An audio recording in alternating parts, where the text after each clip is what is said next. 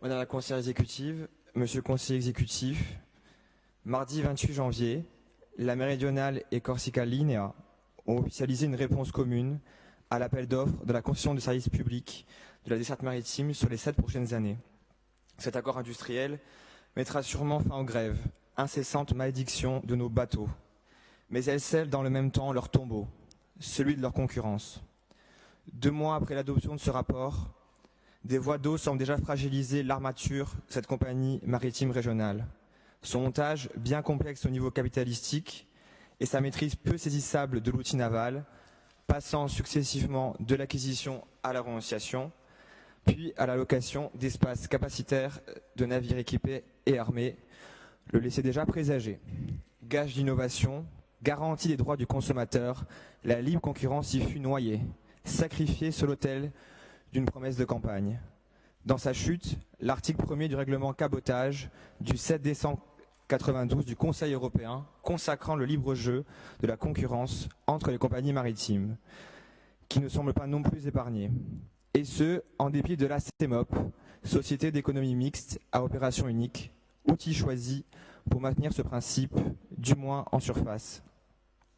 Pourtant, cette concurrence mutilée, avant même la date limite de réception des offres, ne semble pas être la seule fuite de ce nouveau navire. Si les traditionnelles et classiques délégations de services publics représentaient un véritable coût, il est vrai, celui prévu pour cette nouvelle compagnie est particulièrement conséquent. Mettre fin à une instabilité de plus de 30 ans est salutaire et légitime, tant qu'elle ne risque pas d'en faire naître une nouvelle. Selon le rapport portant sur sa création, entre 1,5 et 2,5 millions d'euros pour la prise de participation au capital de la CEMOP et une estimation de 570 millions d'euros de compensation financière pour suggestion de services publics sur les 7 ans sont prévus. Ce coût global demeure significatif au regard du montant du seul budget primitif de l'ensemble de la collectivité de Corse l'an dernier, à savoir 1,278 milliard d'euros. De manière à préserver un équilibre budgétaire essentiel au maintien de toute puissance publique, quelles seraient les possibles sources de financement d'un tel dispositif? Pour ce faire, quelles seraient les économies envisagées au niveau de l'Office des transports de Corse et au niveau de la collectivité de Corse dans son ensemble? Dans cette même logique, quelles seraient les garanties effectives et juridiques pour ne pas reproduire, et on les connaît trop, les mêmes travers et les mêmes dérives que la SNCM, société aux capitaux mixtes également? Quels sont les bouées de sauvetage prévus pour ce futur armateur? Je vous remercie. Merci. Donc je crois que c'est Jean Biancucci qui répond au nom de l'exécutif. Vous avez la parole, monsieur le conseiller exécutif. Oui, d'abord, monsieur le conseiller, il ne vous étonnera pas que je puisse partager votre point de vue. Tant, bien entendu, il porte sur des appréciations, notamment concernant la concurrence mutilée et le reste.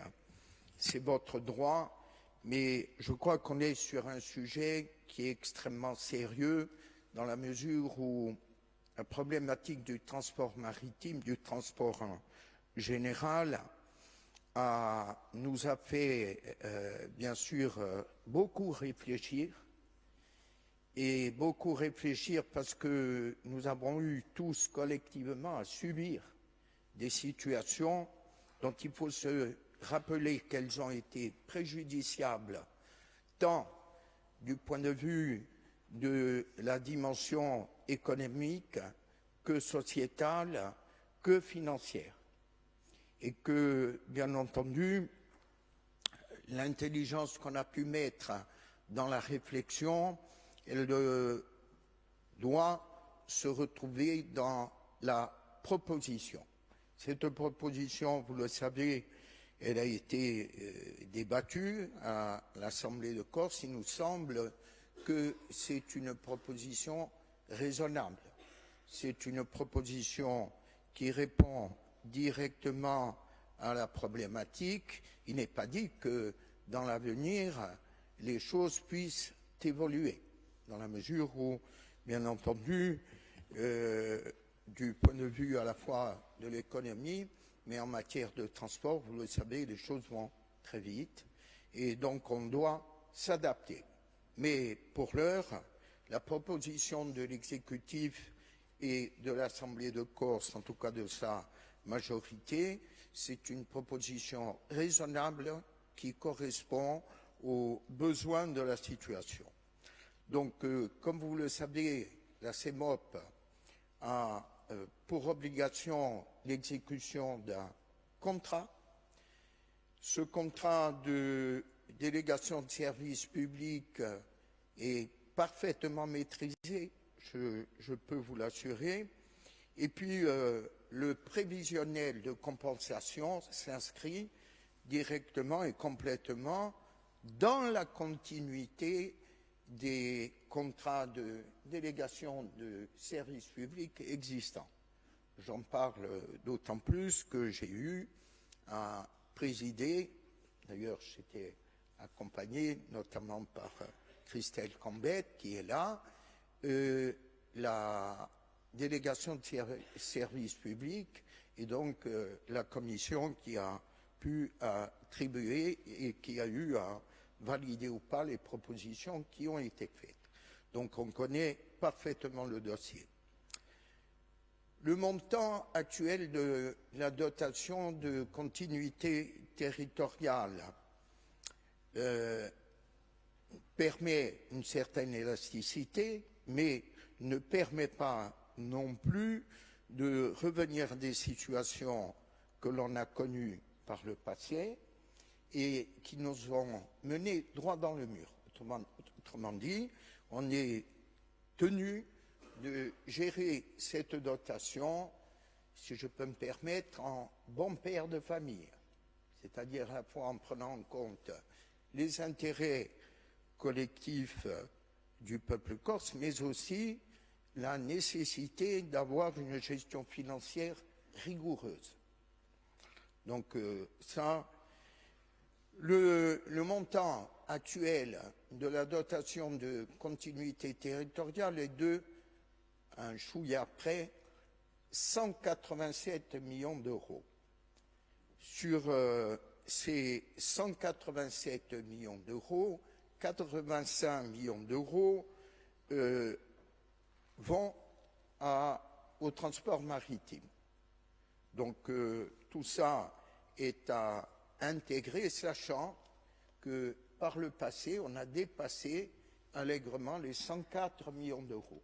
Donc vous voyez, il y a eu une évolution qui me semble, en tout cas les chiffres parlent, assez positive. Et puis je crois qu'il faut, au-delà des chiffres et au-delà de ce que nous, politiques, on peut en penser, il y a aussi la satisfaction de l'opinion. L'opinion, je veux dire, qui n'a pas forcément une option politique ou une sensibilité politique. Les gens sont plutôt contents du résultat. Ça, c'est quelque chose d'important. Pourquoi? Parce que par le passé, justement, c'était exactement l'inverse. On avait une opinion qui était de plus en plus mécontente. Alors, est-ce que ça provoquera une nouvelle instabilité, comme vous en parlez? Écoutez, moi je parie le contraire, bien entendu, et c'est normal, mais je pense que cette proposition aura le mérite d'être soumise à l'épreuve, à l'expérience, et puis ensuite, je pense que tous ensemble, nous en tirerons les enseignements nécessaires qui nous permettront, bien entendu, de répondre le plus complètement possible au transport maritime, à la nécessité d'avoir un transport maritime fiable, mais aussi à la volonté de l'ensemble de nos concitoyens.